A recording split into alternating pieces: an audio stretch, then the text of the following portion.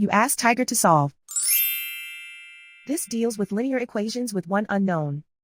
The final result is x equals 10. Let's solve it step by step. Simplify the expression. Multiply the coefficients.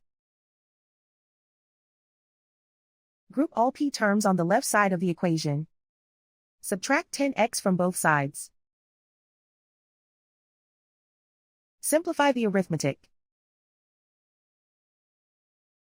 Group like terms. Simplify the arithmetic. Isolate the p. Divide both sides by 2. Simplify the fraction. Find the greatest common factor of the numerator and denominator. Factor out and cancel the greatest common factor. And so the final result is x equals 10.